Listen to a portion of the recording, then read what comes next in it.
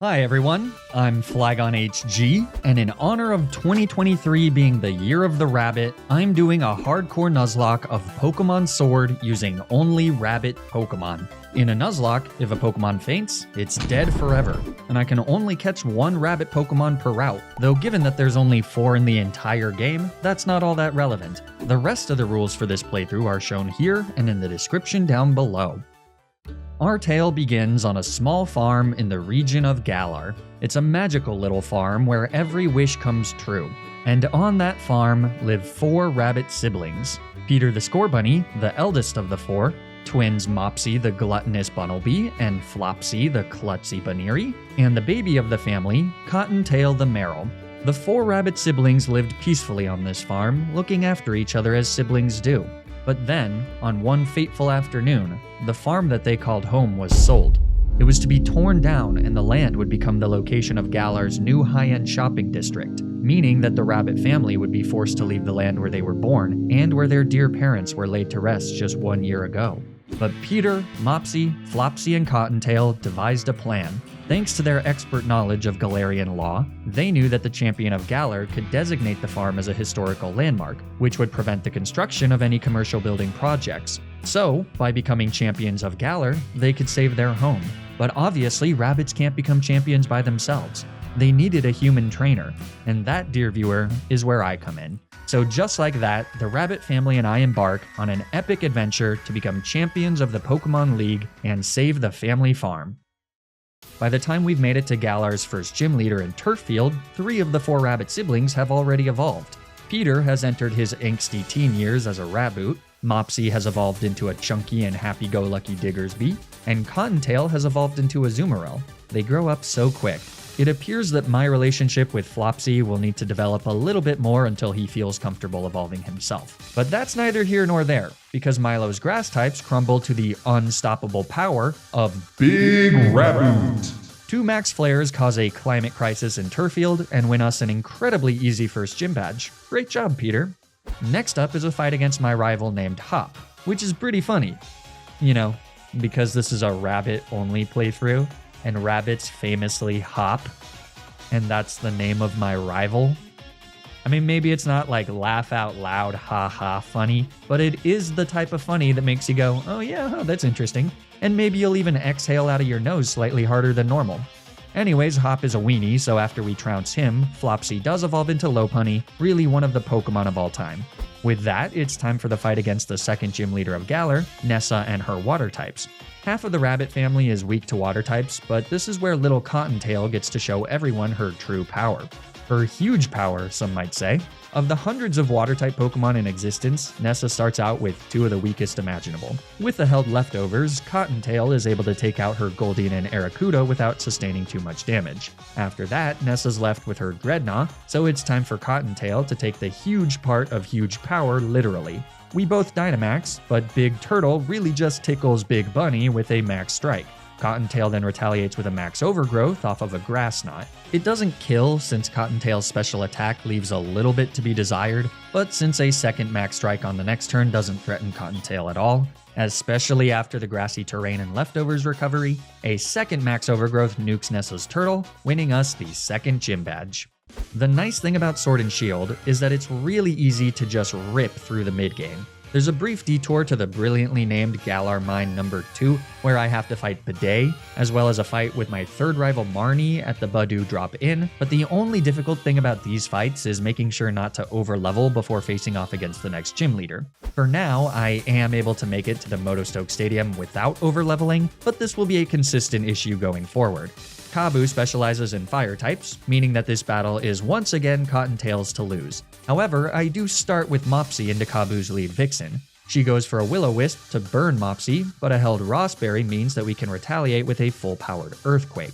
That's not quite enough for the kill since Mopsy didn't get the huge power gene bestowed to Cottontail, so Kabu connects with a second Will-O-Wisp before we get off a half-powered Bulldoze that leaves Ninetales with a Sliver. But thanks to the speed drop, Big Chungus now moves first, and a second Bulldoze takes her out on the next turn. Arcanine is next and gets off an Intimidate, which is why I didn't just lead with Cottontail. He also connects with a nasty critical hit Flame Wheel, but what Mopsy lacks in power, he makes up for in borderline passable bulk. And a good attitude. After a bulldoze to lower the fluffy dog's speed, I switch to Cottontail as Kabu regains the speed advantage with an agility. This lets him go for a Will-O-Wisp, which misses as Cottontail takes the kill with a liquidation. She's holding a Rossberry though, so even if Kabu didn't have Cybertron luck, we would have been fine. That just leaves Kabu's Centiskorch, so once again, it's time for Big Bunny. Centiskorch can't hit my Water Fairy type for anything more than resisted damage, whereas we're able to clap back with a very powerful Max Geyser. Cottontail's not quite strong enough to get the one-shot, but the following turn sees Kabu's Sizzling Centipede going down to a second Max Geyser, winning us the third gym badge. And with 3 gym badges in my medallion thingy, I can make my way north towards Stowon's side. Though there are a few mandatory fights along the way, none of them are too difficult for the Rabbit family. So far, they've been really carried by their little sister, and that'll continue to be the case for the fight against Bee and her fighting types for the 4th gym badge. Water Fairy is a ridiculously good type combination, and Bee has no way to deal with the overwhelming force that is Cottontail. Playroughs can one-shot her first 3 Pokemon, assuming that we actually manage to connect with the 90% accurate move 3 times in a row. I, of course, do not. Instead, I miss Playrough twice in a row against her Pangoro, but ultimately that doesn't really matter because Bee just opts to go for Workup twice. Connecting with a 5th Playrough against Surfetch brings our accuracy up to a whopping 60%. Machamp comes in last, so it's time to close out this game with Big Bunny. I wasn't expecting to outspeed, but Cottontail came to play. A Max Airstream does just over 50% and gives us a speed boost to ensure that we still outspeed even after Bee's more appropriately dressed Machamp goes for a Max Strike. So all we need to do is finish off the job with a Max Starfall, winning us the battle. We're halfway to the Champion Cup and the chance to save the Rabbit family farm. Because of the way XP works in Generation 8, that gym battle gave Peter enough experience to level up and evolve into a Cinderace. Gone is his creepy turtleneck made of flesh, and in its place are his stubby little hands that are proportionally way too small for the rest of his body. You know what they say about tiny hands, right? Tiny mittens. These last 4 gyms all have really tight level caps, so I'm gonna need to be careful to avoid overleveling between gym battles. Cottontail actually hit the next level cap in the previous gym, so I have to box her for the mandatory fight against Bidet after he destroys the mural that could have only been painted by a giant toddler. After that, it's pretty much a straight shot to Bellonlia Stadium, where we face off against Opal's fairy types. And for the first time in 4 gyms, Cottontail's taking a breather and Peter's the star of the show. Can't let the little sister have all of the fun, right? With Ironhead, we're able to take out Opal's Galarian Weezing in 2 shots, sustaining only a little bit of damage from a sludge as a result. Her Togekiss comes in second and threatens with Ancient Power and or Air Slash. So I make sure to go for an early Dynamax to ensure that we get the kill on Opal's powerful special attacker with a Max Steel Spike. This of course is a little dangerous because it means that we'll have fewer turns of Dynamax to deal with the G-Max Alchemy waiting in the back, especially because Mawile comes in third, nailing Peter with an Intimidate. But even so, a Max Flare does more than enough to get the one-shot. So last is the aforementioned Alcremie, which Opal Gigantamaxes into a massive wedding cake. A -1 Max Steel Spike does just about 50%, but then Alcremie goes for a G-Max Finale, which is her only attacking move. It does basically nothing thanks to the special defense boost given to us by answering Opal's questions correctly. Peter's Dynamax is over now, but thanks to the sun, a Pyro Ball still does a massive chunk of damage to Alcremie before she fires off another weak G-Max Finale. Just like Playrough, Pyro Ball has 90% accuracy, so we do miss a second one, though fortunately Peter is still able to pretty easily shrug off Alcremie's third and final G-Max Finale. So, with Alcremie now back in her baby form, a third Pyro Ball finishes her off and wins us the battle, though I definitely didn't play that as well as I could have. Nevertheless, that's the 5th gym badge obtained. Before continuing on with the gym campaign, it's time for another battle against my rival Hop, and this is arguably one of the hardest Hop matchups, since he now has a Snorlax who knows Stockpile for this fight. After 1 or 2 of those stockpiles, he can be pretty tough to break through without a strong physical fighting type. Hop starts with a Trevenant though, so I lead with Peter. Having learned from my minor mistakes against Opal, I've given Peter a wide lens, which means that he can kill Trevenant with a 99% accurate Pyro Ball. But then out comes Snorlax. I use U-turn for a bit of chip and to bring in Cottontail as Snorlax sets up with a Stockpile. A Liquidation does good damage into Snorlax, but then he retaliates with a Body Slam, which paralyzes. That's pretty lousy, since it means that Snorlax outspeeds to hit a second Body Slam, and Cottontail gets fully paralyzed. Yikes. Baby Cottontail's dead to a crit here, but I gotta risk her. Snorlax just uses Stockpile again though, so that means Cottontail can hit him with a super effective superpower that leaves the Beefcake with just a sliver. I switch to Flopsy, assuming that Hop will heal, but he doesn't and just goes for another nasty body slam. Since this one doesn't paralyze, we're safe to finally finish him off with a U-turn, bringing Peter back in. Voltund is third for Hop, so I go for a U-turn into Mopsy. A Pyro Ball would have definitely gotten the kill, so that was a bit of a misplay. Doesn't really matter though, because Voltund just uses Roar to bring Peter back in. So a second U-turn finishes off the dog, as Flopsy comes in to take on Hop's Heatmore. A Headbutt does good damage before he retaliates with a Fire Lash that lowers our defense. So, U-turn does some chip to bring Peter back in, who finishes off the Anteater a few turns later. This just leaves Rillaboom, and although we do have a type advantage with Peter, Hop's Rillaboom is a real pain in the ass to play around. His signature move Drum Beating lowers our speed, and he also knows Knock Off to take away Peter's Wide Lens. So beating Rillaboom isn't as easy as just switching Peter in and then killing him with a Pyro Ball. Hence all the U-turns and positioning Peter to already be in as Rillaboom comes out. Anyways, this time I made it work and Rillaboom goes down to a Pyro Ball, so the battle is won. Next up is Gordy and his rock types for gym badge number 6, which means it's time for another episode of Cottontail stomping the Galarian gym leaders like little tiny grapes. I've boxed Peter to help conserve some XP on him, and the rest of my Pokemon are underleveled because this gym is easy, and the next part of the game has a ton of mini-bosses that'll give my 4 Pokemon a lot of XP. The experience charm forced on me in the Isle of Armor isn't doing me any favors either. Anyways, as you might have guessed, Gordy's Pokemon are very easily disposed of by Liquidations and Max Geysers from Cottontail, so let's move on. Speaking of the Isle of Armor, I head there to do something that I should have done a while ago. By using the Cram-O-Matic, I can burn some rare candies to create an ability capsule. And by force-feeding that to Flopsy, we can change his ability from the aggressively terrible Klutz to the aggressively mediocre Cute Charm. But at least this means that Flopsy can actually use held items. So next up is another battle against Hop. That's like the 7th one or something. But this is another pretty tough fight, actually. He's done some soul searching and decided to go back to his old team of favorites, so Dubwool is out first. Cottontail's my choice into the fluffy stubby horse. Hop just goes for 2 Growls, so with a Liquidation and a Superpower, we win the matchup without taking any damage. But Cottontail's water typing brings out Rillaboom, so now I'm in that sticky situation that I mentioned wanting to avoid in the previous Hop fight. A switch to Peter means that we get hit by a Drum Beating, which doesn't do much, but does drop our speed. So on the next turn, Rillaboom outspeeds and hits a nasty knockoff. Fortunately, Peter comes in clutch and connects with a Pyro Ball even without his Wide Lens. So third is Pincurchin. I switch to Mopsy as the little goober goes for a Bubble Beam. Despite being super effective, it really doesn't do that much. An Earthquake on the next turn leaves Pincurchin with a Sliver, so he gets off a second Bubble Beam, which would be bad if it weren't for the combination of a held Citrus Berry and Mopsy's Cheek Pouch ability bringing him back to almost full HP. The permanent Hail in this fight takes out Pincurchin's last little tick of HP, so Snorlax comes in fourth. He's still scary, but at least he doesn't have Stockpile. After firing off an Earthquake for some solid damage, I go for a U-turn to bring in Cottontail on a Body Slam, which once again gets the paralysis. So yet again, Snorlax now outspeeds and lands another Body Slam, and Cottontail gets fully paralyzed. Anyone else having deja vu? I mean, the good news is that Cottontail just barely survives one last Body Slam and breaks through the paralysis to kill Snorlax with a superpower, but now we have to deal with Hop's Corviknight, and it's not looking good. Only Cottontail and Peter can do meaningful damage to the Part Steel Beast, and they're both at very low health.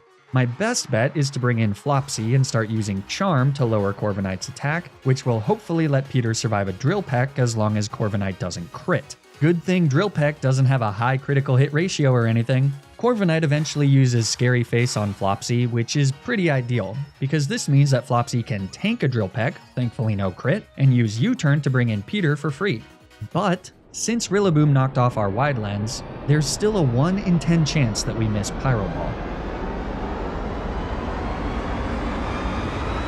But thankfully Peter connects, Corviknight goes down, and we've narrowly survived the brush with Hop Deathless. The quest to save the farm continues.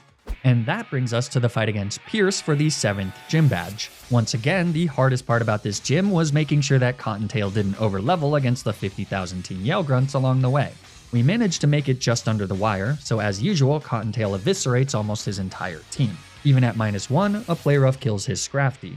Malamar is second, so I bring Peter in on a Psycho Cut and go for the kill with a 4-time super effective U-turn. Impressively though, Malamar survives that, so Cottontail comes in on a weak foul play. I now switch to Flopsy on another Psycho Cut, and then he finishes off what Peter started with a quick attack. That brings in Pierce's EV-trained Obstagoon. With max HP, max defense, obstruct, and counter, I have to be a little careful here. He goes for an obstruct on turn 1, which means that Flopsy gets off a free charm to make things much more manageable. Then it's a hard switch to Cottontail on a limp throat chop. Since Obstagoon is faster than Cottontail, I can safely use Protect on the turns that I think he'll use Obstruct. Then on the other turns, I can deal damage without worrying about getting those defense drops. Because I can't get the one-shot though, I start first with a Liquidation in case Pierce goes for counter, which he doesn't. But then, after another turn of avoiding Obstruct with Protect, we finish off Obstagoon with a Superpower.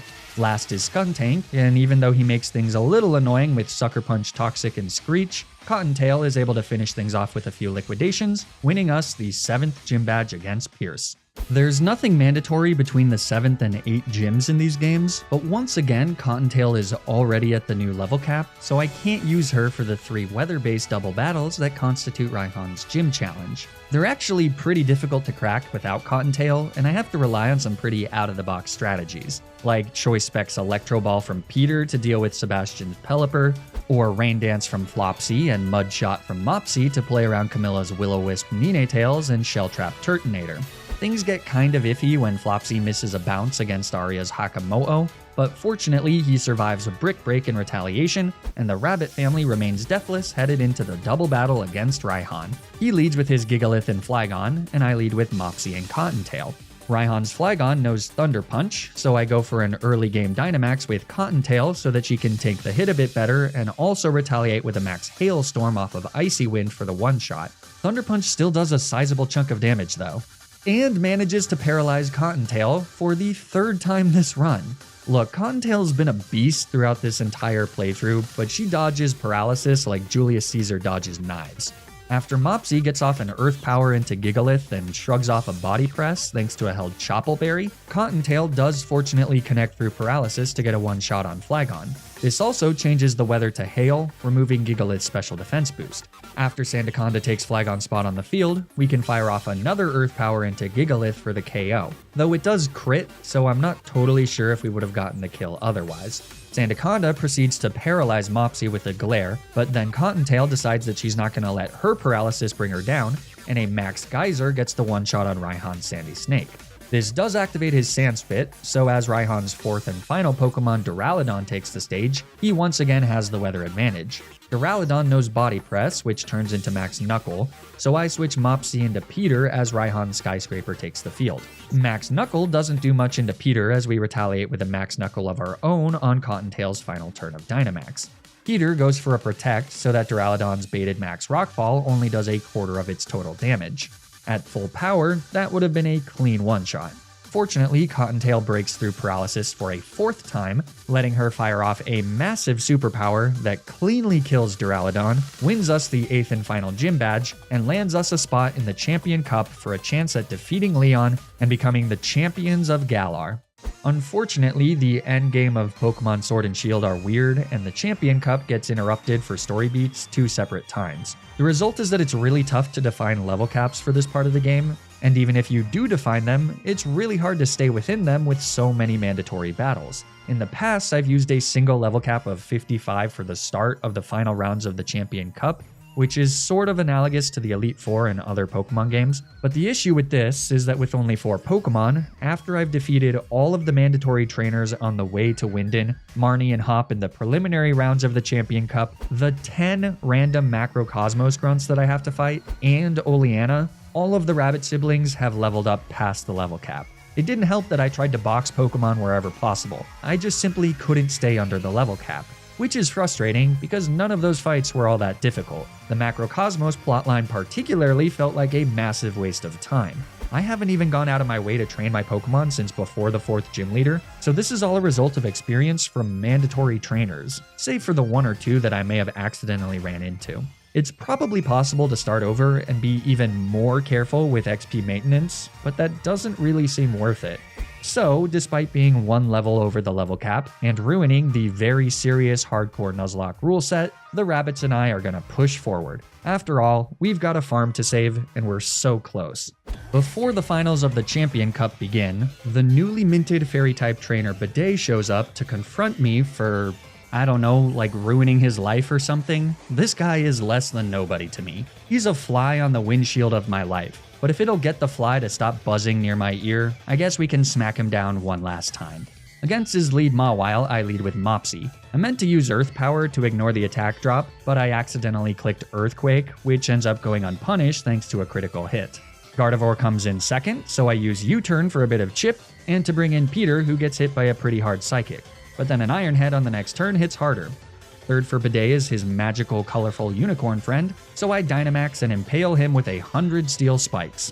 Last is Hatterene, who survives another max steel spike, but a max Mindstorm isn't enough to kill without a crit, so the battle is won with one last max steel spike on the next turn. But I don't love having to risk a critical hit there, especially since I have a pretty sizable level advantage already. I probably could have played that better, but whatever.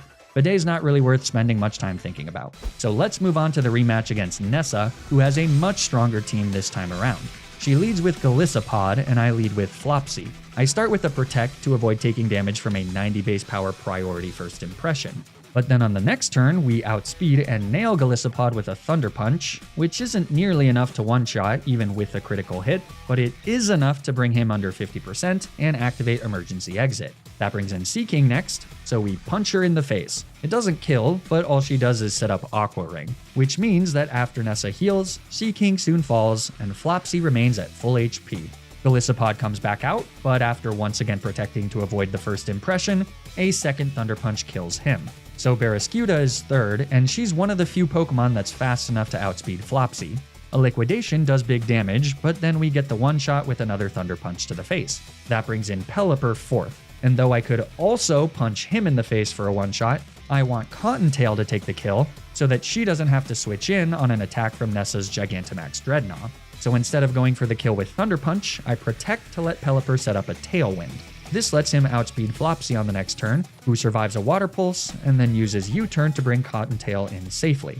After that, Big Bunny enters the game. She shrugs off an Air Slash and blasts Pelipper out of the sky with a Mighty Max Starfall. So, Dreadnought comes in last, but it's her destiny to die. Despite getting to outspeed and fire off two moderately powerful max moves, she's no match for two max overgrowths. So once again, Nessa falls to Cottontail's unstoppable huge power. Next up is a rematch with B, so yet again, Cottontail will be putting in some serious work. However, for my lead, I go with Flopsy as B brings in her new Hawlucha.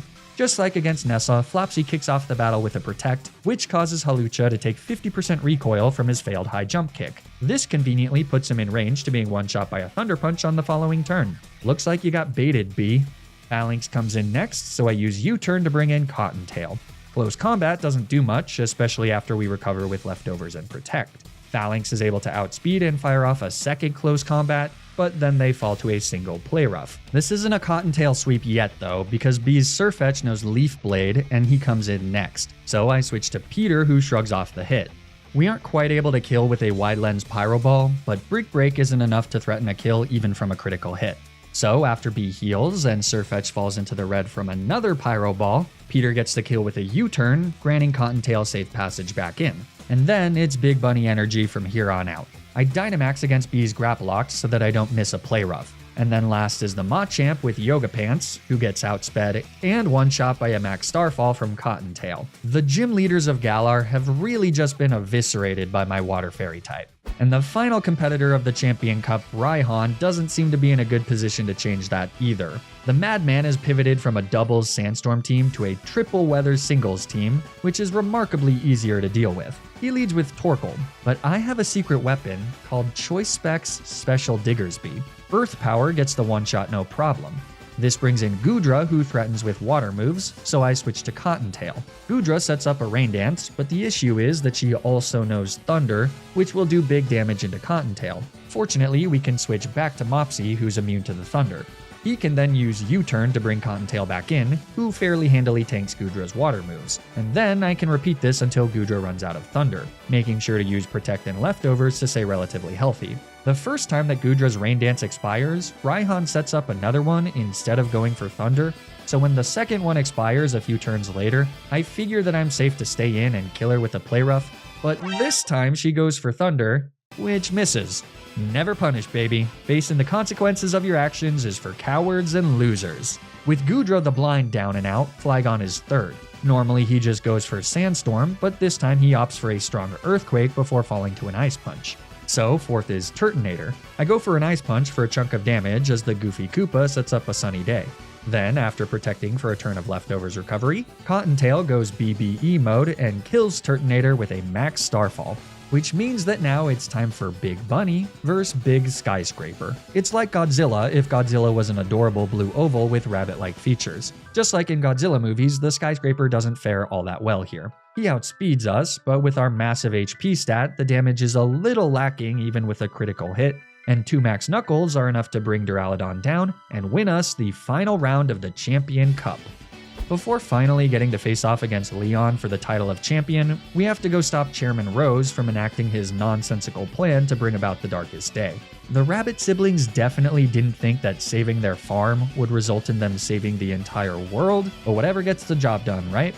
Fortunately, it's all a pretty quick detour. Peter one-shots all of Rose's steel types with his fire-type moves, and by using Dig and Protect with Mopsy against Eternatus, I let Zacian and Zamazenta do most of the heavy lifting in that battle. Fun fact, if you don't have any Pokeballs in this fight, which I didn't because I sold all of mine for drug money before the Champion Cup, the game actually gives you a single Pokeball so that you can still catch Eternatus. Pretty cute.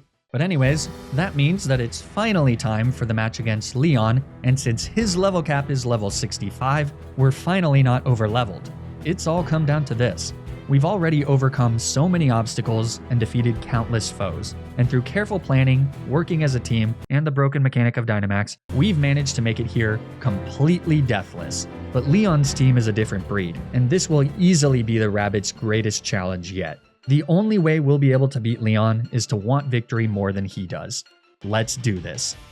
Leon leads with his Aegislash, and I lead with Peter, who's able to instantly get a knockout with a Wide Lens Pyro Ball. Nice job, Peter. Second for Leon is his Haxorus, and this is definitely one of his biggest threats. Peter came to play though by nailing the Mighty Dragon with a critical hit U-turn and tagging in Cottontail. But Haxorus doesn't seem to appreciate the crit because he retaliates with one of his own, swiftly bringing Cottontail down to just 70 HP. That is a devastating blow this early in the game. We can recover some HP back with a turn of Protect and Leftovers, but that crit makes our answers into some of Leon's other Pokemon much more suspect. For now though, I switch to Mopsy on a Poison Jab. Then Mopsy has to tank a massive Outrage, though a Citrus Berry and Cheek Pouch recovery means that he will survive another one as long as it doesn't crit. A Bulldoze also lowers Haxorus' speed, so we can now outspeed and nail him with an Earthquake, but that's just shy of getting the kill as a second Outrage brings Mopsy back into the red. So, one last Bulldoze and Haxorus falls, though he definitely left his mark on our team. This brings in Inteleon third, and with Cottontail already below 50%, I can't afford to just switch her in on a Snipe Shot, especially if it crits. It's just too risky. Sadly, we all know it needs to be done. In order for his siblings to live, Mopsy has to die. In his heart, he always knew that this would be his fate. He never had the speed of his older brother, the huge power of his little sister, or the physical fitness of his twin. He was always a supporting character in their stories, a helpful hand, a reliable smile, but nothing more. He knew that they'd all go on to achieve great things, build their own lives, and start their own families. Mopsy knew that that was never going to be in the cards for him, but it was enough to know that he was able to play a part in their tales, no matter how small. In his last moments, as Inteleon fires off a Snipe Shot, Mopsy thought about the full lives his siblings would lead, and with the biggest of smiles on his face, he falls. Cottontail takes the field ready to avenge her brother's death. It's unclear whether her vision is blinded by tears or rage or some combination of them both. 2 Play Roughs will finish off Inteleon, but she needs to hit them. As Inteleon taunts her with a tearful look, the first one connects. I make sure to protect for as much Leftovers recovery as possible, but there's nothing else I can do. Cottontail has to hit this Play Rough, and she knows it. As she endures a Snipe Shot, The second play rough hits, and Inteleon falls. It is now a 3v3, but Dragapult comes in fourth. So, it's off to Flopsy on a Thunderbolt. I can't even begin to imagine the pain Flopsy feels, but if we want to win this, he'll need to work through it. We can only hope that he remembers what he's fighting for. With an Assault Vest, we weather Dragapult's special moves fairly well, and Mopsy is able to retaliate with super effective Ice Punches. As Dragapult switches to Flamethrower, I'm terrified of a burn.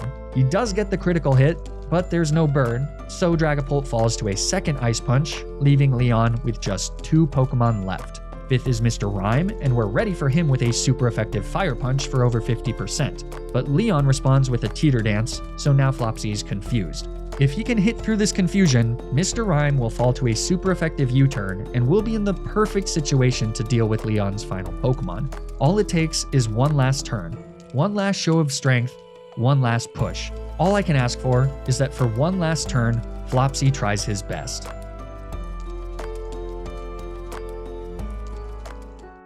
But that's the funny thing about trying. Sometimes it's just not good enough. Grief, loss, sadness, they're very powerful. Sometimes they're just too powerful. Too often we only hear about success stories, about wins and victories. We never hear about the people who failed, not from a lack of trying, but from circumstances out of their control. Flopsy did everything he could there.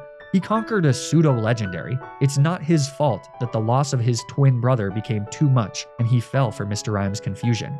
Can you really blame him for that? In all those success stories that we so often hear, are the characters heroes because they won or because they tried? Thank you for trying, Flopsy. You did everything you could. You're with your brother now. You'll both be missed. Peter comes in where his brother once stood, and with a vengeful U-turn, he kills Mr. Rhyme, bringing Cottontail in to face down against Leon's final Pokemon, his Charizard. But this is all just a ploy. Cottontail's only there to bait Max Overgrowth. In a flash, Peter's back and taking a resisted Max Overgrowth from a now massive Gigantamax Charizard. Thanks for the free passive recovery, you freaking nerd.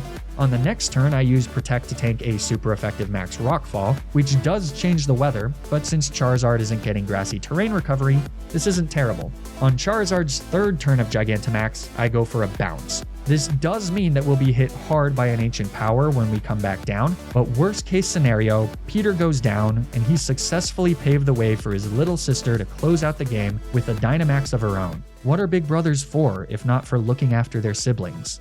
Peter does manage to connect with a Bounce for a huge chunk of damage onto Leon's un-Gigantamax Charizard. Then, Charizard retaliates with an Ancient Power, but it's not enough for the kill. So it's time for Peter to finally end this. With the Dynamax, Peter towers over the rest of the field. He lets out a mighty roar for his fallen brothers and for his little sister cheering him on from the sidelines. With one massive Max Airstream, Peter takes out Leon's Charizard, winning us the battle and the run. What happens next is a whirlwind of events. Some are happy, the crowning of new Galarian champions, and the designation of the Rabbit Family Farm as a historical landmark. But others are sad, funerals for Mopsy and Flopsy, and saying goodbye to Peter and Cottontail as they return to the farm. In the end, we did achieve what we set out to do, even if it came with heavy losses. Was victory worth the price we paid? Well, I guess that just depends on who you ask. Thanks everyone for watching this video. I've been experimenting with adding more narrative story elements to some of my Theme Nuzlocke challenge videos, kind of as a way to spice them up a bit. I don't plan on doing it for every single video going forward, but I've really had a blast doing it, and there's one that I've been working on for months that I can't wait for you to see. In the meantime, if you liked this video, it'd be great if you could like the video and subscribe to the channel. Or don't, I don't know. But I do know that you should follow me on Twitter and Twitch to keep up with streams of my future challenges. You should also subscribe to my highlights channel to get highlights of the challenge I'm currently streaming before it's cut down to a video on the main channel. And you should consider subscribing to my Patreon, which is the best way to directly support the channel and comes with bonus content and early video access. The links to everything are in the description below. Stay tuned for more Nuzlocke videos, and until then, remember to always, always, always play around the critical hit.